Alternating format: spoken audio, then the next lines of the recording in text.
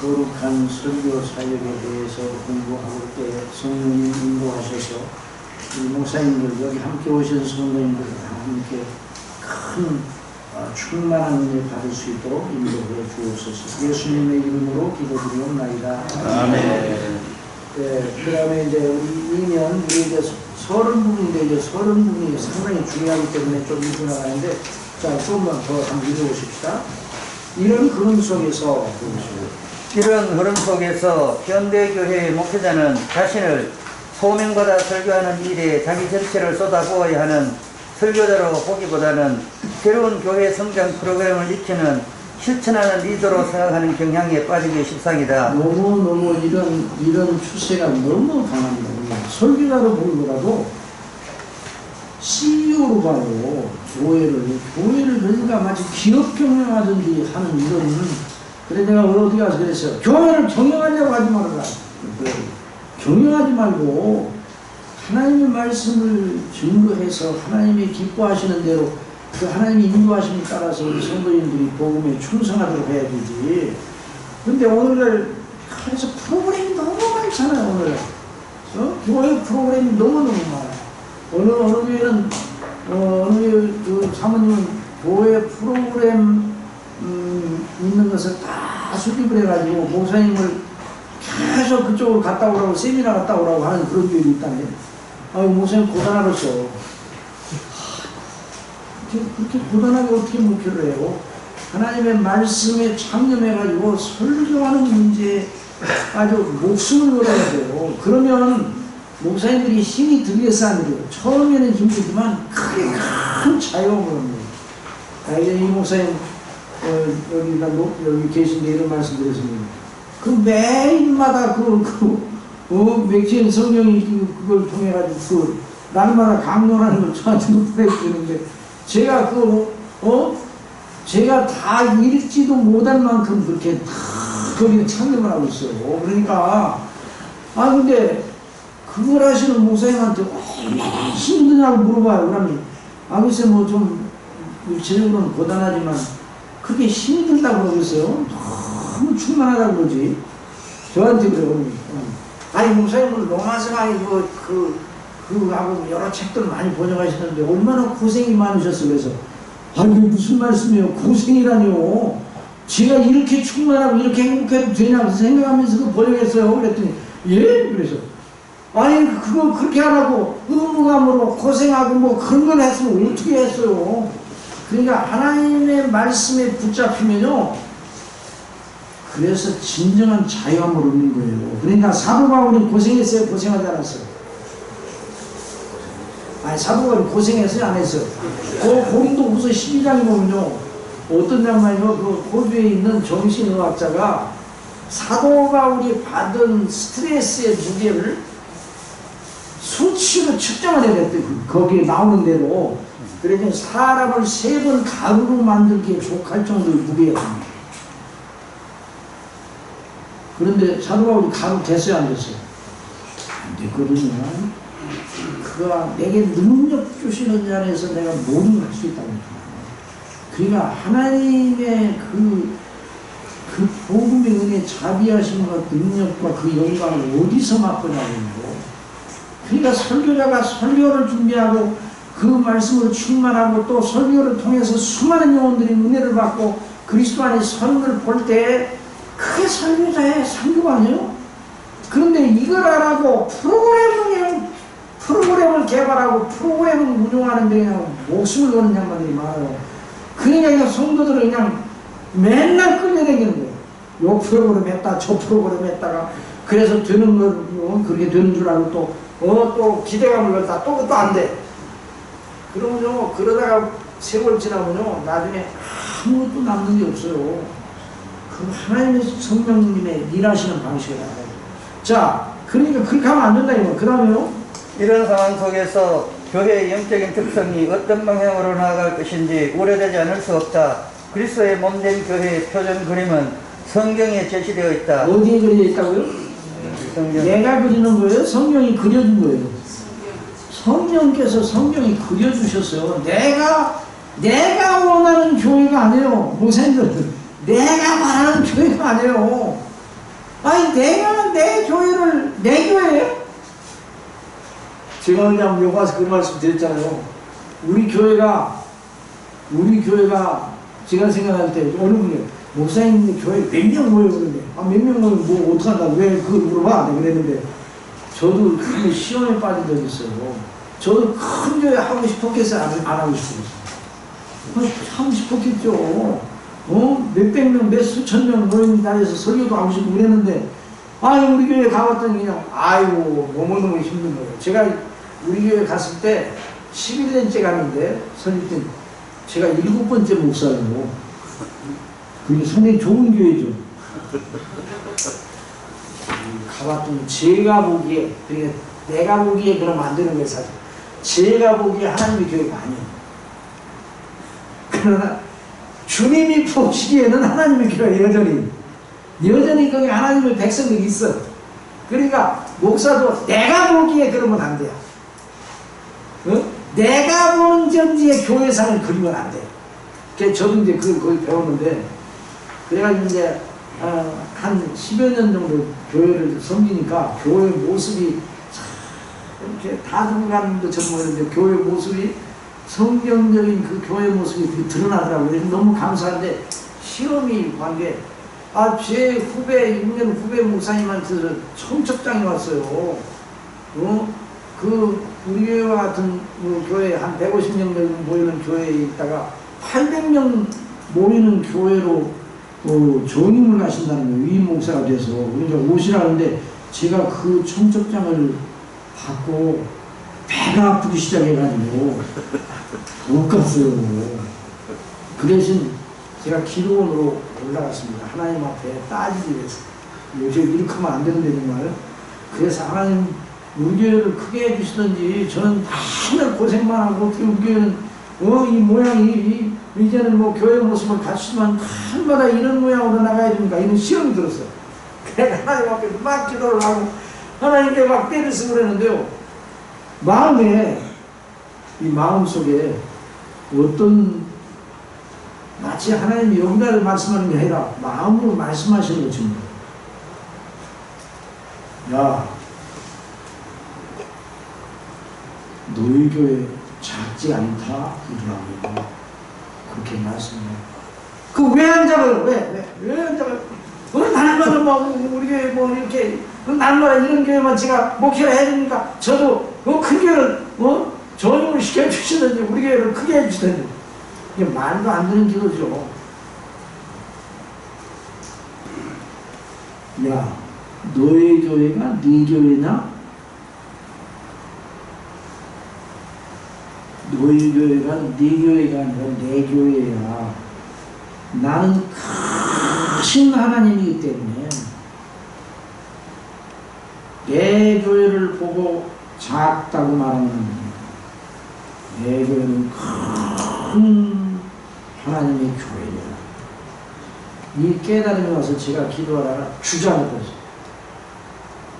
그래서 회개하면서 하나님 그렇죠. 하나님의 교회가 작든 크든 하나님의 피로, 그리스도의 피로 값주고 사는 교회입니다. 성도 한 사람 한 사람이 귀하고 거기 하나님의 나라가 임하고 하나님이 정말 그러니까 외형적인 크기가 교회의 크기가 아니라 그 천하보다 더 귀한 영혼들을 사랑하셔서 예수님이 피 뿌려 사신 교회니 너무너무 큰 교회죠. 가는 것을 알고 내려왔어요. 내려와서 기도하면서 자유하고 우리 성도님들한테 그 얘기를 성도님들도 저와 똑같은 생각을 하고 있었는가 봐. 그래가지고 그때부터 우리 교회 방언 우리 교회는 외형적 크기를 중심으로 하지 않고 본질에 충실한 교회가 복음에 이렇게 그리고 하나님께서 주신 우리 교회에 주신 사명을 바로 거기다 두고 말씀을 중심으로 성경이 말하는 거예요. 성령이 제시하는 교회상을 위해서 늘 기도하면서 성령이 인도하심을 받으면 되는 거예요. 내가 생각하는 교회가 아니에요. 목사님들이 그려보는 교회가 아니에요. 누가 주장하시는 교회라고요? 그 다음에 그 교회를 이루고 있는 지체들이나 목회자는 그 표준에 충실한 의무가 있는 것이다. 이게 성경이 제시된 대로. 그 다음에 그것을 위해서 성경을 바르게 설교 또는 강론하는 일이 있어야 한다. 설교자, 설교, 신학 그 각 용어 하나만 가지고도 담론의 큰 주제가 될 만하다. 실로 기독교의 일들 중에서 설교처럼 거대한 주제가 무엇인가? 그러나 오늘 우리가 직면한 현실은 교회에서의 설교를 크게 보지 않는다는 것이다. 그 원인이 어디 있는지 간에 아주 나쁜 현상이다. 교회사를 훑어보면 교회와 교회의 영적 실상 사이에는 깊은 함수관계가 있음이 금방 드러난다. 교회사 시대에서 영적으로 가장 찬란한 시대마다 거기 제대로 된 설교자와 설교가 반드시 있었다. 반면에 교회의 영적 수준이 낮을수록 설교의 가치를 낮추고 예배 순서 중에 지루한 순서로 보는 경향이 짙었다. 여러분 설교가 지루합니까? 지루하지 않아야 돼요. 그런데 오늘날 설교를 지루하게 여기는 그런 교회들이 꽤 많아요. 그러니까 어떻게든지 설교를 뚝딱 해치우고 그 다음에 다른 거 그러다가 지금 IMF를 맞은 거 아니에요 지금요? 아니 IMF가 아니라 코로나를 맞은 거 아니에요? 그래가지고 교회가 모여서 하나님 앞에 영광으로 예배드리는 이것이 지금 얼마나 많은 타격을 받고 있어요. 이 어느 교회는요 신시가지에 있는 교회라는데 1000명이 모이는 교회가 코로나로 인해서 200명만 낳고 1000명이 아니 800명이 떨어져 나왔대요. 전화를 안 받아. 그러니까 이게 참 이게 교회 본질을 잃어버리면요 그 나중에 무너지는 것은요 여러분 큰 건물이 무너지는 거 미국에서도 뭐 아파트도 무너지고 다니는데 큰 건물이 무너지는 거 댐이 무너지는 거 무너지는 건 순식간에 무너집니다. 그러니까 이걸 너무 아주 무섭게 생각을 해야 돼요. 그러면 물론 강의자가 영적으로 찬란한 시대라는 말을 교회의 외적 세력이 왕성한 시대를 가리키지는 않는다. 그런 의미로 가장 왕성한 교회 시대는 중세 로마 가톨릭 교회 시대일 것이다. 그렇죠. 아까 말씀드린 대로. 그러니까 그러니까 1세기로부터 쭉 내려와서 1세기 사도시대로부터 4세기 초에 이르는 박해시대로 불리는 초대교회. 그 다음에요? 그 중세교회는 교회사 시대 쭉 내려와서 16세기 쭉 내려와서 16세기 종교개혁 시대와 거기서 16세기 종교개혁 시대와 그 뒤로 이어지는 17세기의 청교도들의 교회 시대, 18세기의 영국과 미국에서 일어난 영적 각성 시대의 교회, 19세기 말과 20세기 초의 영적 부흥의 교회, 이런 시대의 교회들은 설교에서 자기 정체성을 찾았었다. 그렇지. 설교에서 교회가 어떠해야 되는가를 찾았어요. 성경이 말하는 대로 성경이 그려주는 성령께서 성령으로 계시하신 그 교회상을 구현하려고 하루 썼어요. 기도하면서 늘 말씀과 씨름하고. 그 다음에요 그 시대 속에서 우리는 하나님께 쓰신 설교자들을 만난다. 그들은 죽었으나 그 이후 교회 시대 속에서 여전히 말하여 왔고 지금도 말하고 있다. 여러분 스폴전 목사님이 죽었어요? 살았어요? 죽었잖아요. 아니 영적으로는 한번더 갔는데 그런데 육신은 죽었잖아요. 이 세상에 안 계시잖아요. 지금요 유튜브에 들어가면요 스폴전 목사님의 설교가 여러분들에 의해서 낭독되고 있어요. 유튜브에 들어가면요 스폴전 목사님의 설교가 영어로 이제 계속 낭독되고 있어요. 그러니까 스폴전 목사님이 설교를 하고 1800년대 그 1890몇 년에 하늘나라 가셨는데 그 다음에 3,500개의 설교가 남아있거든요. 근데 그 원문이 그대로 남아있어요. 왜냐면 그 밑에서 어떤 사람이 속기했어, 속기. 그래가지고 책을 낸 거예요. 그래서 토브레클 그 풀피스라고 해가지고 63권 아주 거대한 책이 3,500개의 설교가 있는데 그 책이 계속 나오기도 하고 유튜브를 통해서 낭독을 해. 이야, 놀라워요. 그러니까 죽었으나 지금 말하고 있어요. 존 목사님의 1650개의 설교가 여전히 음성으로 나오고 있어요.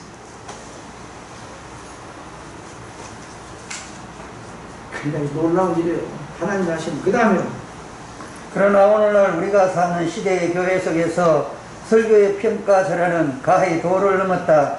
설교를 예배 중에서 꼭 거쳐야 하는 지루한 순서 정도로 여기는 일은 아주 보편화되었다고 지나칠까? 더 이상 설교자도 설교의 목숨을 거는 일이나 회중이 설교를 통해서 부어지는 하나님의 은혜를 사모하여 목을 빼고 기다리는 일은 없다. 여러분 교회 예배 드릴 때 이 목을 빼고 하나님의 은혜를 기다려야 돼요? 안 기다려야 돼요? 기다려야 돼요. 오늘 증거되는 말씀을 통해 내가 어떻게 은혜를 받아야 된다. 이렇게 좀 덤벼야 되는데 아이고 목사님 또 어느 교회는 그러더래요. 장로님. 아이고 목사님 왜 설교에 힘을 빼려고 하지 마세요. 설교는 대충대충 해도 다 은혜를 받습니다. 그러니까 뭐 여기저기 어디 각 회에서 전도회 가서 야외 가면 같이 따라도 마시고 그 교회가 좀 이제 규모는 큰 교회인데 뭐 어쩌고 그렇게 하면 큰일 나죠. 그러면 여러분 설교자가 설교의 목숨을 걸어야 됩니다. 성도들은 그 설교를 통해서 증거된 하나님 말씀을 위하여 기도하고 저 말씀을 통해 주시는 은혜를 내가 안 받으면 내 영혼이 죽는다 생각하고 그렇게 하고 예배를 드려야 돼요. 그렇게 해야 그 성령께서 그렇게 역사하시던 부흥시대에 그런 역사, 진정한 부흥시대 영적 강세 그런 시대가 있었어요. 그런 얘기 듣잖아요. 중국이나 러시아에서 옛날 지금 이제 중국도 지금 전부 다 이제 박해가 시작이 돼가지고 가서 설교를 했는데 예배가 끝났는데 또 시작이에요. 그 긴 설교를 듣고 또 긴 설교를 또 듣고 성도들이 하나도 움직이지 않고 사모하면서 그 성령께 역사하십니다. 그런데 오늘날 우리나라의 교회 가운데요 이상한 교회들이 많아요. 어느 목사님이 그 교회를 갔습니다. 갔는데 장로님들이 목사님한테 소명을 하라는 거예요. 문서 하나 갖다 주면서 모든 예배는 1시간 내에 끝내야 됩니다. 만약에 이 규율을 어기면 목사님 좋지 않습니다. 유효법입니다. 완전 유효법이에요. 이건 폭거예요. 폭거. 여러분 어떻게 성경대로 설교를 하려고 그러면서 진짜 성경대로 바르게 하려고 그러면서 1시간 내에 모든 순서를 다 끝낼 수 있습니다. 그런 재간 있는 사람이 있으면 나오고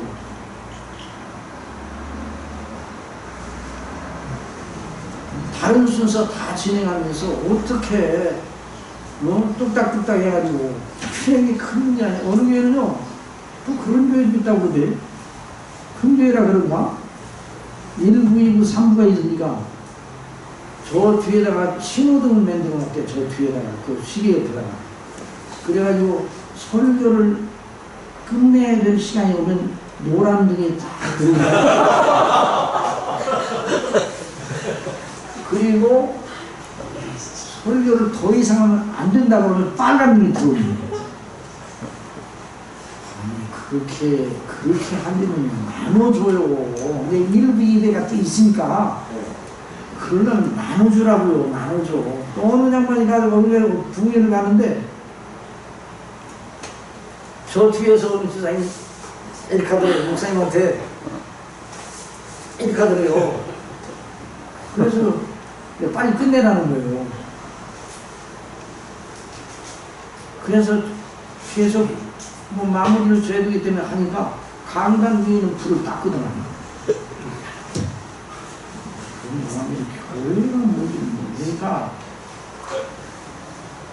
교회가 뭐 그렇다고 해서 큰 교회 나가면 잘 안 된다 그 말은 아니에요. 그건 아니지만 메모드 교회가 되면요 성경대로 하기가 무지하게 어렵습니다. 여러분의 교회가 여기 오신 분들은 제가 분명히 확신하는데 대형 교회는 없을 거야. 그렇죠? 여러분이 복 있는 줄 알아요. 내 이런 말 들으면 가만히 있네. 여러분에게 맡겨주신 영혼이 얼마나 되더라도 큰 귀하게 알고요. 정말 설교자다운 설교자가 되면 거기에 무슨 역사가 나타난다고 해서 외형적인 뭐가 막 일어나고 그런 것만 늘 기대하면 안 되고 그건 하나님께 맡기고 근데 어떻게 그런 것만 1시간 내에 사인하고 또 어떤 교회는 그날 성찬식이 있어요. 성찬식. 저한테 이제 어느 양반 목사님이 전화가 왔어요. 목사님, 이래도 되는 거예요? 왜 그래? 씩씩거리면서 주일날 예배 끝나고 얼마 안 되는데 전화가 왔어요. 그러니까 굉장히 목사님이 낙담하게 하죠. 씩씩거려 아주 전화를 하면서. 오늘 성찬식을 했거든요. 세례식을 했거든요. 성찬식은 지금 못하잖아요. 그런데 장로님이 나가면서 오늘 1시간 넘었다고 그러면서 나한테 통화를 하고 갔었어요. 그래서 뭐라고 그랬어요? 오늘 세례식 하느라고 시간이 됐으니까 그렇게 하면 그걸 이해를 하셔야죠. 그렇게 하면서 대받아 줬다고 그래요. 그런데 그래서 분이 안 받은 나한테 전화가 있어요. 너무 그러지 말고 그래서 설교는 어떻게 했어요? 설교는 제대로 다 했어요. 잘했다고 그랬어요. 대부분 교회에서 뭐 있으면 설교부터 주고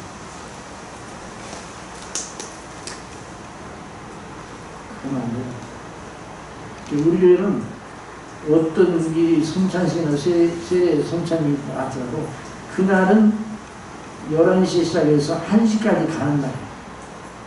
근데 처음에는 성도들이 이제 적용을 못하고 아예 그러기라 생각하고 그렇게 시작해요. 그래서 이제 우리 지금 제 후임자 목사님이 참 신실한 목사님. 저를 21년 동안 부목사로 한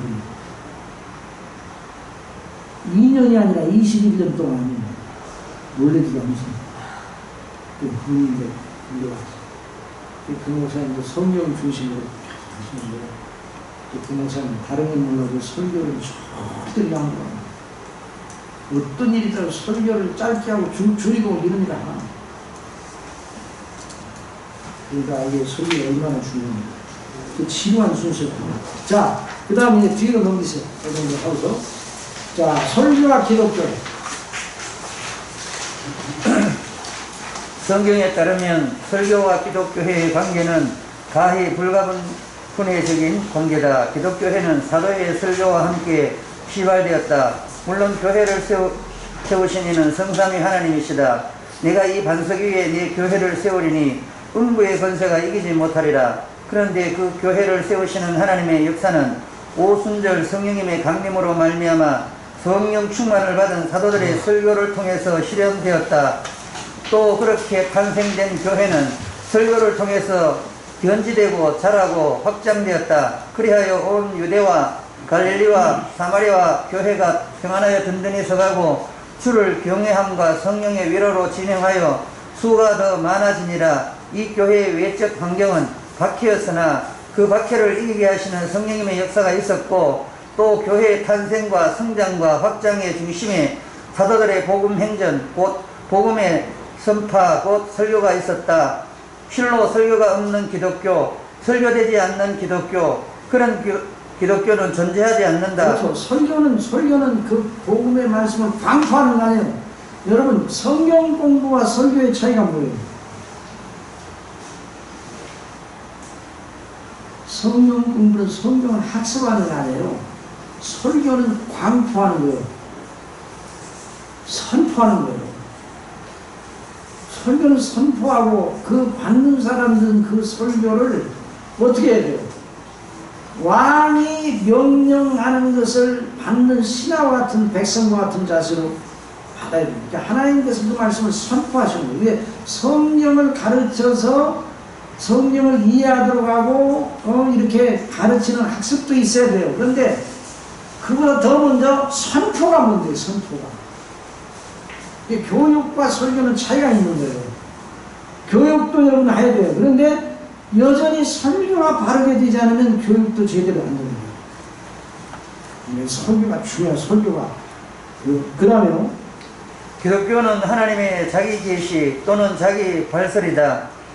하나님의 자기 발설을 히브리서 기자는 하나님의 말씀하심으로 표기하였다. 발설이라는 건 그 비밀이 있던 비밀이 있는 걸 나타내 주시는 거 아니에요. 노출시키는 거 아니에요. 리벨 드러내 주시는 거예요. 그래 계시를 리벨레이션이라고 해요. 리벨레이션. 그러니까 드러내 노출시키는 거예요. 노출시키는. 발설하시는 비밀을 갖다가 여러 번 해주시는 거예요.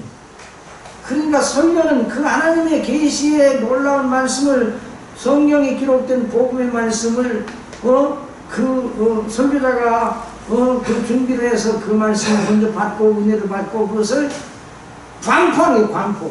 설교를 할 때 누구 눈치를 봐야 돼요? 여러분 설교를 할 때 누구 눈치를 봐야 돼요?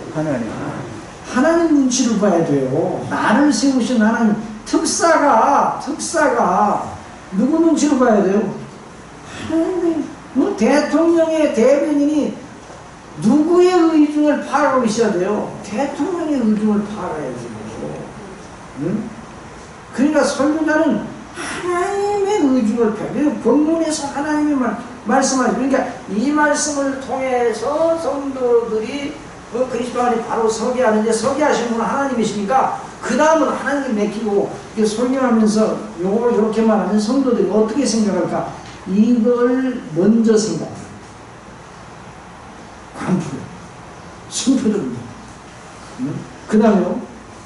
옛적의 선지자들로 여러 부분과 여러 모양으로 우리 조상들에게 말씀하신 하나님이 이 모든 날 마지막에 아들로 우리에게 말씀하셨으니, 히브리서 기자는 성삼위 하나님께서 창세전에 주권적으로 예정하신 목적을 자기 백성들에게 약속과 예언의 형식으로 계시하시고 그 약속대로 이루시는 행사 전체를 포괄적으로 가리켜 하나님의 말씀하심으로 표현하였다. 그렇죠. 하나님 말씀하셨다고 하면 하나님의 행사, 하나님의 목적, 하나님의 계획, 이것을 계시하시고 그 말씀대로 모든 걸 이루어 가시는 분은 하나님의 행사 전체를 하나님이 말씀하셨다 그렇게 표현을 했어요.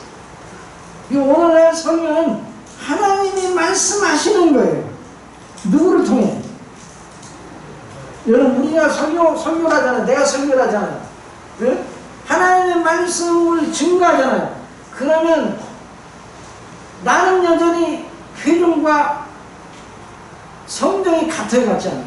같잖아요. 왜?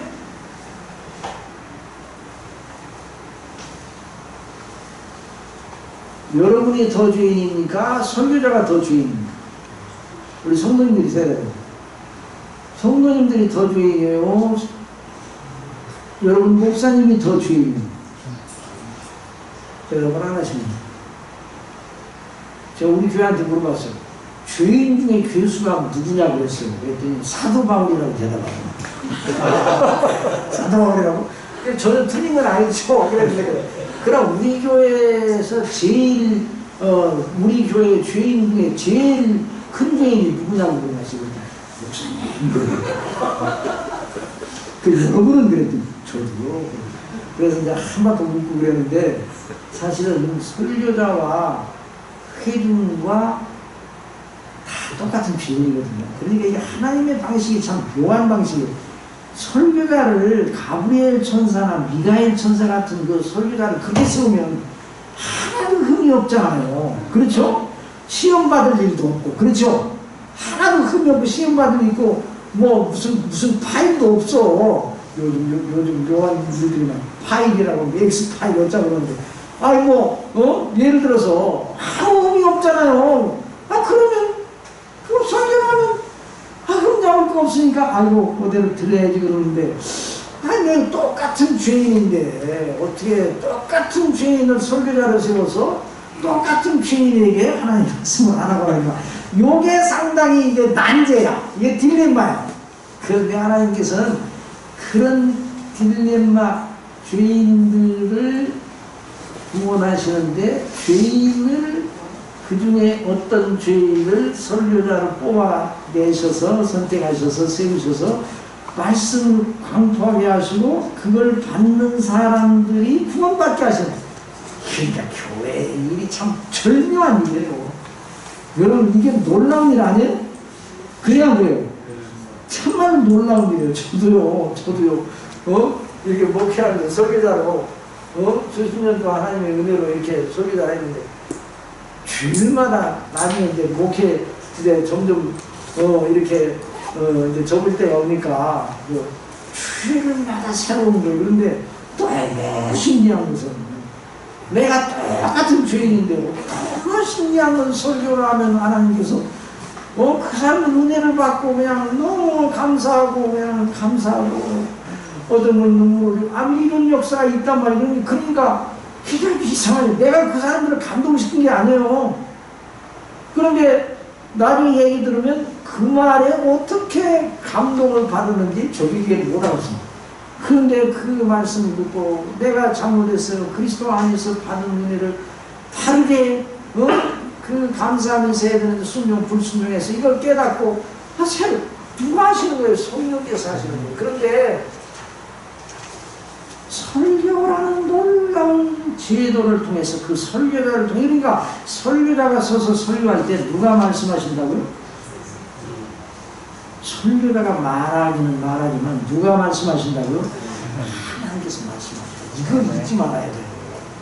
그런데 오늘은 많은 설교자들이 내가 말한다 생각합니다. 그거 고단하지. 아니 죄인이 말하면 그 고단한 일이에요.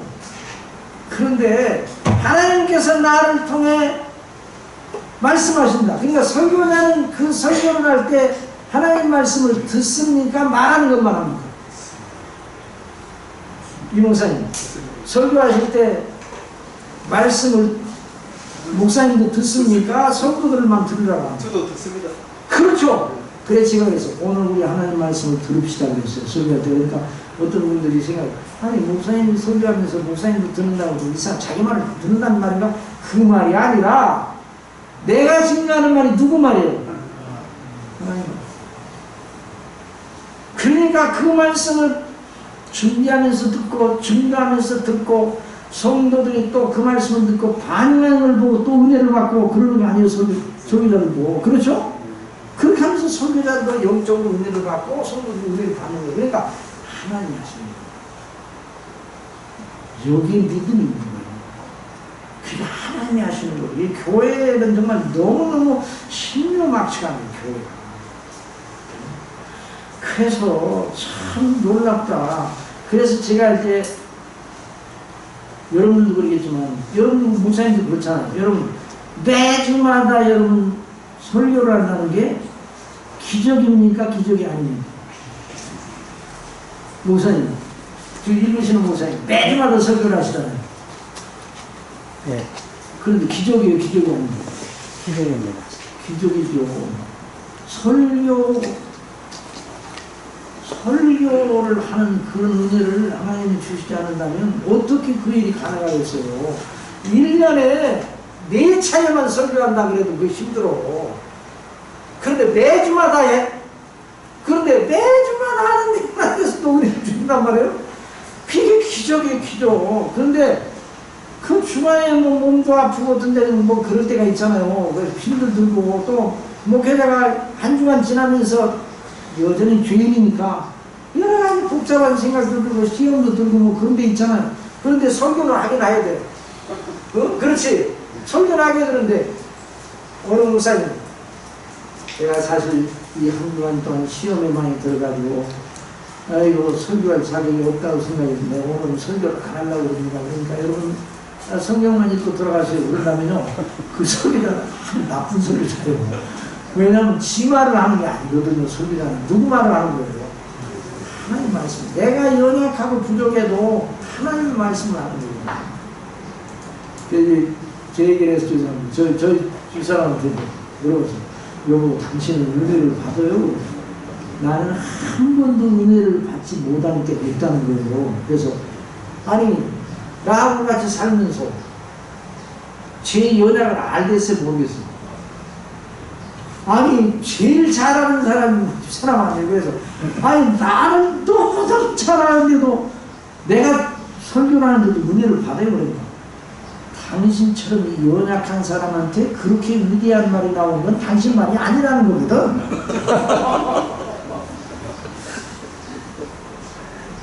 말이 되는 거죠.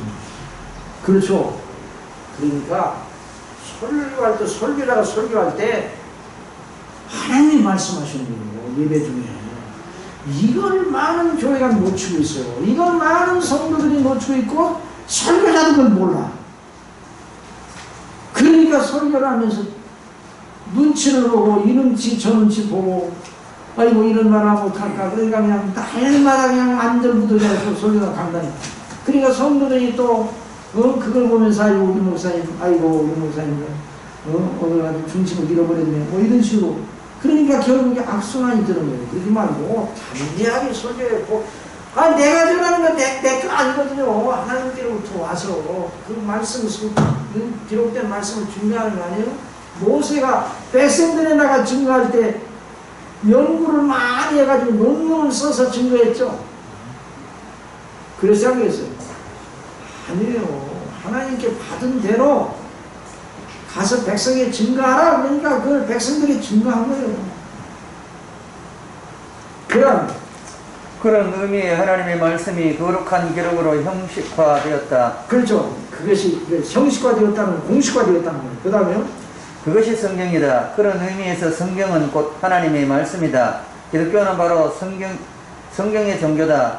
그런데 하나님의 말씀인 성경이 주어졌으니 그 성경을 받은 백성들은 그 성경을 잘 보관하고 유지하기만 하면 잘 하는 것인가? 그래서 성경은 하나님 말씀이니까, 이 성경 하나님 말씀이니까 잘 보관해야 되죠?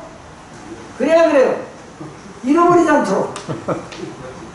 잃어버리지 않죠. 신주단지, 무상성 이런 사람들 잘 보관해야 되겠죠? 그러나, 성경을 얘기해 주신 거죠. 그러나 보세요. 결코 아니다. 피조물의 동의 없이 하나님 당신 자신의 주권으로 예정하신 뜻과 목적은 그 자체로는 비밀이다. 그런데 하나님께서 그 비밀을 발설하실 때마다 그것을 처음 받은 모세와 선지자들에게 온 백성들에게 알리라는 적극적인 명령을 항상 첨부하셨다. 그렇죠. 알리라 했어요. 하나님께서 계시를 주셔서 당신의 말씀을 주실 때 발설하신 거 아니에요. 비밀을. 그걸 너 혼자만 가지지 말고 알리라 그랬어요. 알리라. 증거하라. 그리고 그걸 기록하라. 증거하라. 기록만 해놓고만 그 기록한 것도 계속 강론하라. 그게 모세가 신명기 보면 앉아있을 때나 일어설 때나 들어가나 나오나 또 네 미간에도 강론하라 그래. 강론. 그 말씀을 갖다 발설하고 강론하고 가족들이 모였을 때도 강론하고 교회가 모일 때도 강론하고 이게 하나님의 말이 교회가 이런 사명을 갖고 있는 거예요. 이런 사명을. 이미 들었던 말씀들을 또 듣고 강론하고. 자, 그 다음에요. 그래서 성경 전서 전체를 통해서 내가 받은 것을 기록하라. 거기 다 같이 읽어봅시다. 시작. 내가 받은 것을 기록하라. 백성에게 만들어 증언하라. 일어나라. 내 증인이 되어라. 불안하지 말고 감개히 말하라. 숨기지 말고 알리라. 내 자손에게 일어나라. 이게 동사들이 수도 없이 나오는 거예요. 그래 안 그래요? 이게 바로 설교자의 위치 아니에요? 야, 정말 이것만 알고 오늘 여기서 끝난다 할지라도 여러분 오늘 여기 온 거에 정말 큰 은혜를 받은 거예요. 여러분 정말 복음은 광포한 거예요. 광포. 그냥 가만히 그냥 모시고 있는 게 아니에요. 광포예요. 광포. 알려야 되잖아요. 아이 세상에 알리지 않아야 될 것도 있어요. 그건 그냥 담아놔야 될 것도 있는데 별 그냥 쓰잘데없는 걸 그냥 떠들어대고 그냥 그런 경우만 이 세상에 많잖아요. 언론이라고 그래요. 그러나 성령의 하나님이 우리를 위하여 영세전에 작정하시고 계획하시고 구속하시고 성령께서 지금 일하시잖아요. 하나님이 일하지 않아요. 하나님이 일하시는 게 일하시지 않습니다. 하나님은 생존하신다는 말이 그냥 가만히 살아있다 그 말이 아니에요. 역동적으로 일하시는 거예요. 지금도 아버지께서 일하시면 나도 일한단 말이에요. 지금도 일하는 거예요. 여러분, 저와 여러분이 살아있는 것은 하나님이 일하시기 때문이에요. 그러니까 교회를 통해 일하셔요. 이 교회를 통해 일하시고 계셔요. 여러분 믿습니까? 여러분 목사님들을 통해서, 여러분 교회를 통해 일하고 계시는 거예요. 그냥 일하시는데 공중에서 일하지 않으셔요. 당신의 백성들을 통해서 일하셔요. 그러니까 성령을 보세요. 하나님이 하시잖아요. 일하시는데 결국 모든 당신의 종들, 당신의 아들, 에녹, 노아, 아브라함, 모세, 다윗, 다 당신의 백성들을 통해 일하시잖아요. 일하시는데 그냥 가만히 일하시는 게 아니에요. 공중에서 그냥 일하시는 게 아니에요. 물론 우주만상에서 다 모든 걸 다 섭리하시고 통치하시고, 그런데 당신의 거룩한 뜻을 당신의 백성들을 참여시켰습니다. 얼마나 놀랍나요. 그냥 저와 여러분이 예수님 믿고 구원받았다니 이거는 영원토록 찬미한 일이에요. 그렇죠? 어떠냐면 그래요. 천국에 가면 뭐예요? 그래서 영원히 하나님을 찬미하는 게 맨날 찬미만 해요. 그래서 맨날 찬미만 하죠. 왜? 아니 이건 아무것도 안 하고 몰라. 거기서 붙여도 모르지만 확실한 건 날마다 입을 벌려 찬미하지 않을 수 없어요. 날마다 천국의 영광 속에 가면 입이 맨날 벌어져. 이 영광 때문에 나 같은 죄인이 구원을 받아 여기에 왔다. 이 영광을 내가 아버지의 자녀로서 이 영광이 물려왔다. 그러니까 그냥 날마다 찬미하는 거예요. 우리가 구원받았다 이렇게 놀라운 일 아니에요? 그러니까 숨은 그리스도인은 없는 거예요. 아시겠어요? 어떤 분들 아이고 그 양반은요 뭐 믿는다고 그 소리는 안 하지만 진짜 그 사람 속에는 정말 믿음이 있어요. 그런데 내가 그래서 그런 사람 없다 그랬어. 물론 이제 아리마대 요셉이나 누구예요? 니고데모가 의리했다고 그랬어. 믿음을 자기가 믿는데 유대인들이 두려워가지고 잠깐 동안 이렇게 그런 경우는 있지만, 여러분 우리는 누구라고 했어요? 산에 있는 동네, 산에 있는 동네 숨겨져야 숨겨지지 않아요. 소금과 빛 숨겨져야 안 숨겨져요? 안 숨겨져요. 숨은 그리스도인은 없어요. 정말 구원받은 사람은 그 사람도 알고 다른 사람도 알아. 알겠어? 정말 저 사람이 구원받았는가, 구원받았는가, 다른 사람들이 평가할 수 없지만 진짜 되기다 아니라는 걸 믿지 않는 사람도 알아요. 아이고 저 사람 나이롱이다. 그거 믿지 않는 사람도 알아요. 진짜 구원받은 사람은요 정말 구원의 은혜 가운데는 그 사람도 알고 다른 사람도 알아요. 그러면 이제 믿지 않는 사람이 뭐라는 줄 알아요? 믿으려면 저렇게 믿어야 돼. 에이고 저 사람 나이롱이야 나이롱.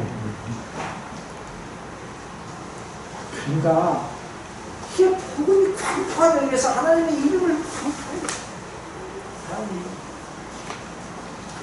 그렇다고 해서 떠들어대고 그러는 게 아니라 수다쟁이가 그러는 건 아니라 범사에 하나님의 뜻을 따라서 행하다 보면 다른 사람들이 하고 저럴 때 저러네.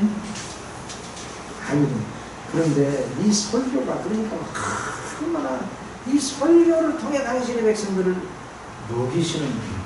자, 그 다음 보세요. 내 백성이여 내 교훈을 들으며 내 입의 말에 귀를 기울일지어다. 내가 입을 열고 비유를 베풀어서 옛 비밀한 말을 발표하리니 이는 우리가 들은 바요 아는 바요 우리 열조가 우리에게 전한 바라. 우리가 이를 그 자손에게 숨기고 숨기지 아니하고. 어떻게 한다고요? 어떻게 하지 말라고요? 숨기지 말라고. 그 다음에 여호와의 영예와 그 능력과 기이한 사적을 후대에 전하리로다. 우리가 왜 존재하는가? 하나님의 영예와 이름과 능력과 기이한 사적을 늘 자랑하는 사람. 자랑해야 돼요. 응?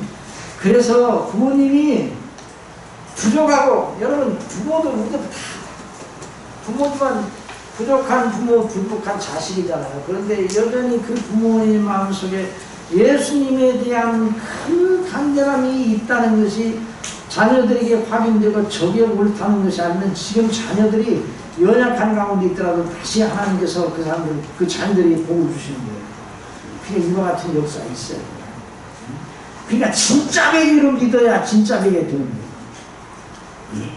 그냥 적당히 해가지고는 안 되는. 그 다음에 이는 저희로 후대 곧 후생 자손에게 이를 알게 하고 그들을 일어나 그 자손에게 일러서 저희로 그 소망을 하나님께 두며 예수께서 또 가라사대 너희에게 평강이 있을지어다 아버지께서 나를 보내신 것 같이 나도 너희를 보내노라. 왜 보내시는 거예요? 준거. 그 다음 하나님 앞과 산자와 죽은 자를 심판하실 그리스도 예수 앞에서 그에 나타나실 것과 그의 나라를 두고 은미 명하노니 너는 말씀을 전파하라. 때를 얻든지 못 얻든지 항상 힘쓰라. 범사의 오래 참음과 가르침으로 경청하며 경계하며 권하라. 복음은 실로 온 백성에게 미칠 큰 기쁨의 좋은 소식이다. 오직 성령이 너희에게 임하시면 너희가 권능을 받고 예루살렘과 온 유대와 사마리아와 땅끝까지 이르러 내 증인이 되리라 하시니라. 또 가라사대 너희는 온 천하에 다니며 만민에게 복음을 전파하라. 실로 모든 백성들에게 발설하여 알리고 전파할 오직 유일한 참 종교가 기독교다. 진정 발설되지 않는 기독교, 표현되지 않는 기독교 같은 것은 존재하지 않는다. 그렇죠. 발설되지 아니한 기독교. 근데 누가 발설을 해야 돼요? 교회에서. 설교자가 제대로 발설을 해야 돼요. 설교자가. 우리 목사님이 그렇게 안 하는데 그 성도들이 그 본을 받겠어요? 설교사님이 발표하는 것을 보고 은혜를 받고 그 성도들이 다시 힘을 내서 같이 하면서 같이 발설하는. 발설되지 아니하는 기독교는 절대로 존재하지 않는 거예요. 그런데 교회가 이걸 위해서 모여 예배드리고 하나님께 영광 돌리고 예배의 중심은 예배의 가장 중요한 중심은 설교. 그런데 이걸 안 하고 다른 일에 분야해 설교는 적당히 하고 그러면요 완전히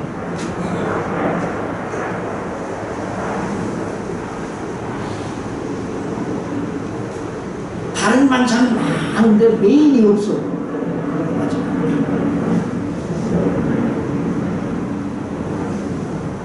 이것은 잊지마. 그 다음에요 주 예수님께서 사도 베드로의 신앙 고백을 들으신 후 이 반석 위에 내 교회를 세우리니 음부의 권세가 이기지 못하리라 하셨는데 그것은 당신 자신이 증거되고 전파됨으로 세워질 교회를 내다보시며 하신 말씀이 아니면 무엇인가? 그렇죠. 그러니까 계속 제가 강의하는 가운데 계속 반복 요점을 강조하잖아요. 그 요점을 강조하면서 조금씩 더 나가면서 이렇게 공부를 해요. 교회와 설교의 함수관계에 대해서 조금 더 하고 그 다음에 이제 누가 설교를 해요. 이제 오후에 계속 뭐 질문하실 게 있으면 질문하시죠.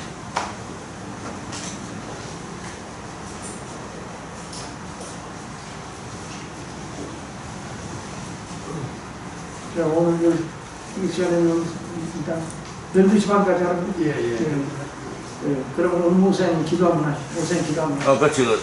기도하셨습니다. 기도하시죠. 하나님 아버지 은혜를 감사합니다. 귀한 강사님 모시고 귀한 강의 들을 수 있도록 은혜 주심을 감사합니다. 계속 되어지는 강의 외에 하나님께서 은혜를 더하여 주시고 또 강사님 더욱 신원을 강건케 하여 주시며 참여 저희 모두에게 큰 은혜가 있게 하시고 도전이 있게 하여 주옵소서. 예수님의 이름으로 기도드리옵나이다. 아멘.